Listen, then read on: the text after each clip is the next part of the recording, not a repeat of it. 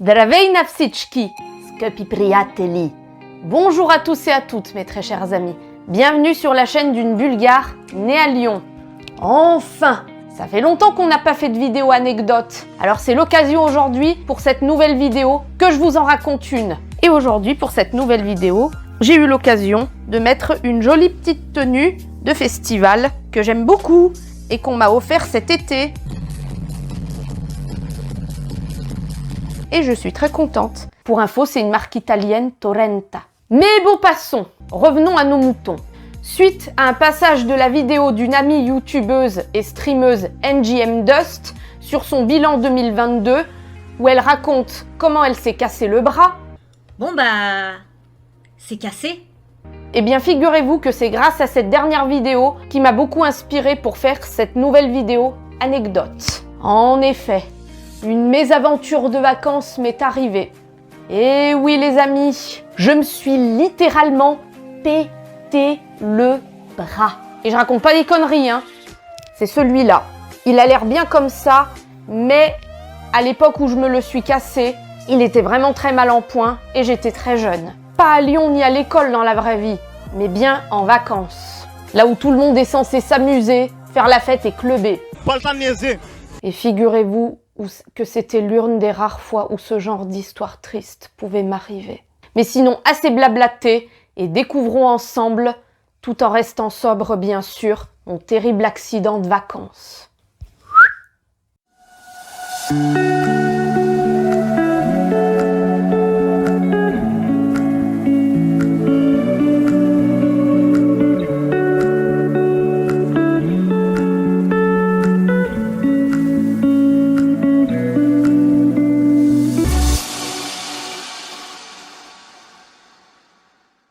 Ça s'est passé exactement en été, au cours de vacances en club en Turquie. J'étais tout juste au lycée, à l'aube de mon année cruciale du bac.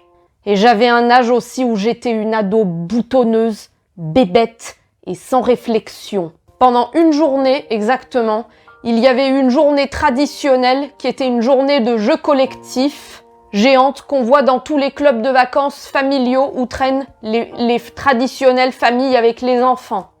On l'appelle bien sûr les Olympiades. Hey, Rosa, original comme nom qui d'habitude est un nom grec pour les sports de l'Antiquité, pas vrai?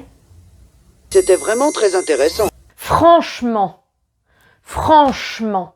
pourquoi utiliser un si beau nom et sans intérêt? Mais bref, c'est pas le sujet. À un moment donné, arrive une épreuve fatidique qui se situe à côté de la piscine où chacun devait effectuer son plus beau saut. Original comme épreuve.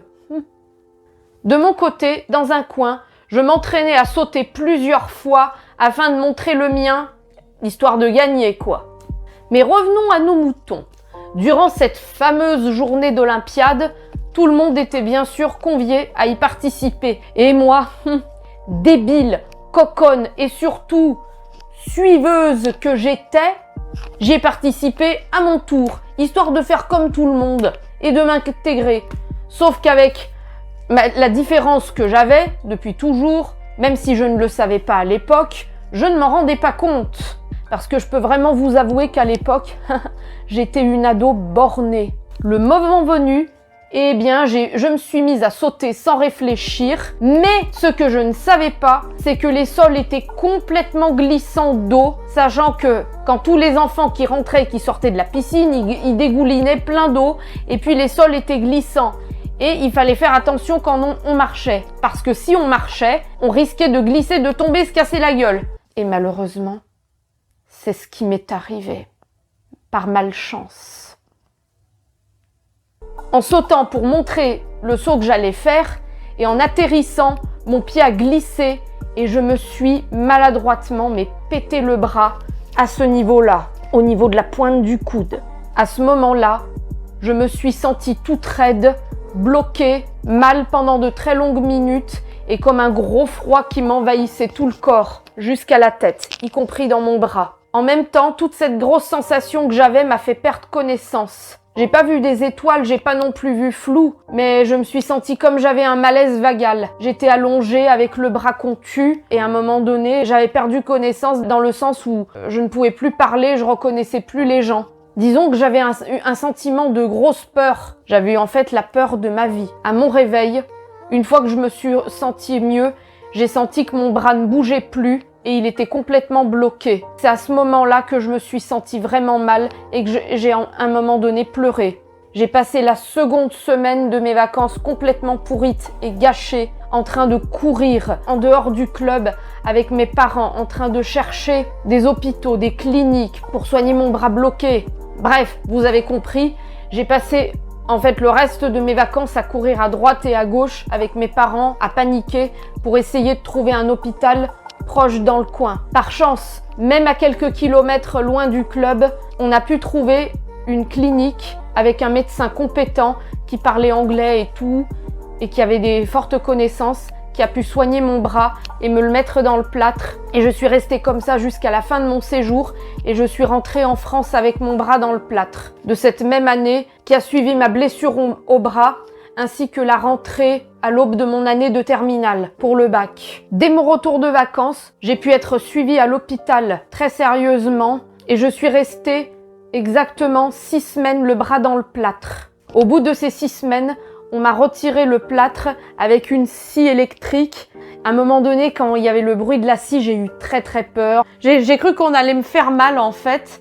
Mais heureusement, c'était sans danger parce qu'en fait, on m'avait mis une espèce de planche en plastique qui glissait entre le bras et le plâtre et qui est indestructible et incassable et de façon à ce que quand on passe la scie dessus, ça ne se brise pas. Par contre, ce qui m'a fait super peur, c'était aussi le bruit parce que ça me faisait énormément du bruit et déjà à cette époque-là, j'étais hypersensible et ça me faisait mal aux oreilles. Bref, pour passer, on m'a retiré le plâtre et à ce moment-là, j'avais le bras contu avec mon petit vêtement qui recouvrait mon bras. J'ai pu garder le plâtre en souvenir. Malheureusement, je ne l'ai pas retrouvé.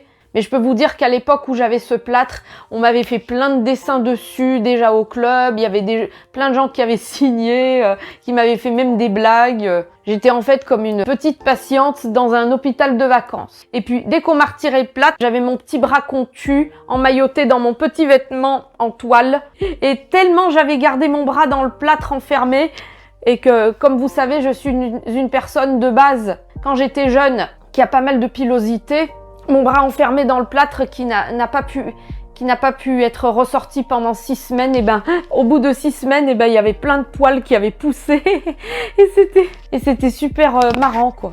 Bref, une fois qu'on a libéré mon bras de cet horrible plâtre, je suis partie en rééducation chez un très bon kinésithérapeute et qui a duré aussi 6 semaines, ce qui fait que je suis restée au total 3 mois en convalescence depuis mon accident. Ce qui fait que je suis revenue mi-novembre, 2 semaines après la rentrée des vacances de la Toussaint. J'ai pu reprendre et la danse et le bac normalement, que je suivais au départ en assistant depuis la rentrée, dire que j'ai quand même en partie loupé 2 mois de cours. Ce qui fait que, avec les vacances, il faut que ça me serve de leçon. Comme quoi, pour vous dire, les vacances, c'est pas une partie de plaisir pour tous. Et surtout pour des personnes atypiques comme moi.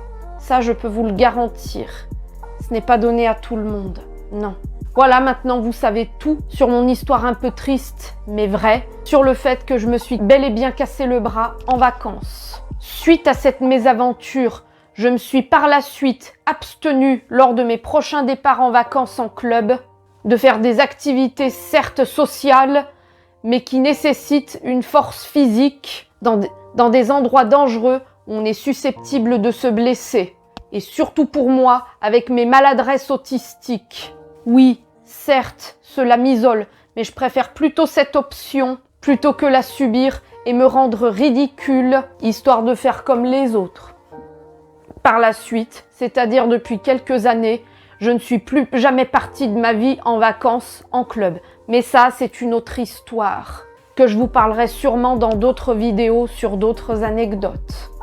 Mes très chers amis, par prévention, je voudrais vous dire que si jamais vous regardez cette vidéo et que vous vous sentez vexé par rapport à mon avis sur les jeux de groupe en vacances, Sachez que ce n'est que mon avis personnel que je donne avec mon propre vécu. Et après tout, si vous aimez vraiment ce type d'activité, eh bien libre à vous d'aimer. Mais si un conseil que je peux vous donner, si vous faites ce genre d'activité en vacances, protégez-vous en faisant très attention à ne pas en faire trop pour ne pas vous blesser. Voilà, c'est sur la fin de cette vidéo qu'on se quitte les amis. Mais rassurez-vous, je vous retrouve très bien pour une nouvelle aventure en vidéo. Si cette vidéo vous a plu, n'hésitez pas à mettre un pouce bleu, à laisser un commentaire sous cette vidéo et à vous abonner. Et je vous dis à très vite. Avec un cœur sur vous. Zdrasti.